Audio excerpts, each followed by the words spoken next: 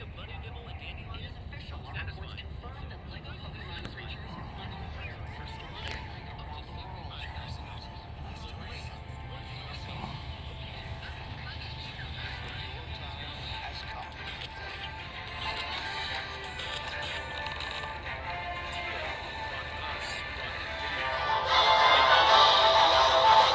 to the Lego Pokemon world. Works are, to us, very, very personal. Without all of you and the amazing work that you do, California's curiosity strikes. It's about more California than any other mattress store. Here with now save up to $1,000 on ancestors tomorrow handcrafted mattress. Their stories and ancestry.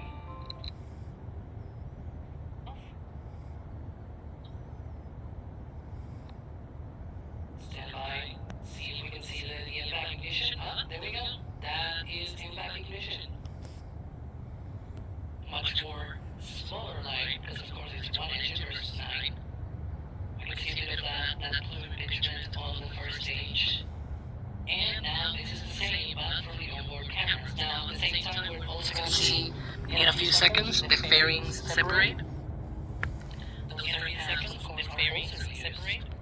And those fairing halves, of course, are also not too sure about how many times. And I have not been able to check. I'm not too sure about how many times. Because I have not been able to check. Unfortunately, it's complicated these days. We have indeed confirmation now that fairings have separated. But we have indeed confirmation now that fairings have separated and been recovered. So those are the Spacex West Coast fairing recovery vessel. Go by the Spacex West Coast fairing recovery vessel. Go beyond. Great view there of the impact engine. Then you can see that expansion of plume.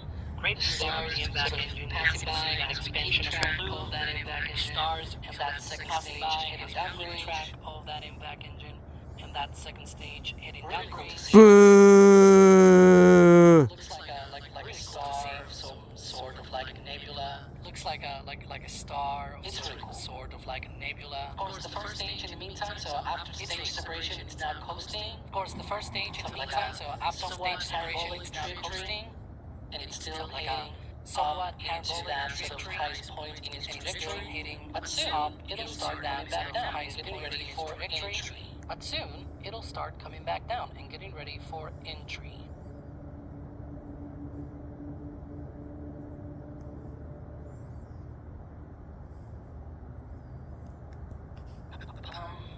Yeah, it's really cool to see like the ground view. This is really complicated because especially the past 4 minutes, you have to look at the telemetry in the second stage. It's already 11,000 kilometers per hour. It's 138 kilometers up in the atmosphere, or rather in space. It's 138 kilometers up in the atmosphere, or rather in space. So it's rather complicated to track this because it's not only going fast, but it's also going away from you. So it's rather complicated to track this because it's not only going fast, but it's also going away from you. We should probably do these more often. I'm pretty easy. People saying that we should do more often. These Vandenberg launches. Not easy. Yeah, it's pretty easy. We should probably do these more often. I know I say this often, but people saying that we should do this more often. We were talking before about the struggles of the signal out there. Partially, some of these views, not the Spacex ones, of course, the ground views. Some of those are through Starlink, for example. Because of that, the signal out there. Partially, some of these views. But, they're helping us with this launch because they're getting 25 more Starlinks into orbit. In the meantime, that first stage is now getting ready for the entry. They're helping us. Some of that base launch there. They're getting 25 more Starlinks into orbit. Of 3 of the Merlin engines on the first stage for that entry burn. You can see some of that. So it glows a little bit as it hits the atmosphere, that engine chill. Of 3 of the Merlin engines on the first stage, so we should have an entry burn. First, it'll be the center engine, and then 2 of the outer engines hits the atmosphere. That engine chill. We can see that from the ground as well. Look at that. And so we should have entry burn. First, it'll be the center engine, and then 2 of the outer engines will ignite. Ooh, we can see that from the ground. We're gonna see a way to shut down, probably. There it is. That's so cool. Entry burn shutdown. And of course, the SpaceX view has a bit of a delay. We're gonna see a way to shut down, probably.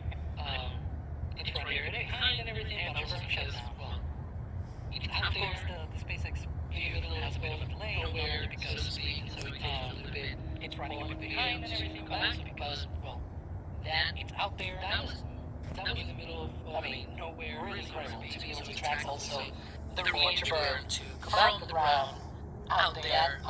That was yeah. It was apparently really wise to be able to track also the re-interburn. So thanks D for doing that. Now it was apparently wise to go on. The drift train's getting closely as the booster re-enters. So right after right after the interburn happens, right, it slows down, but it has to slow down enough. The grid space is getting closely as the booster re-enters. So right after that is doing the hell. Right after the interburn happens.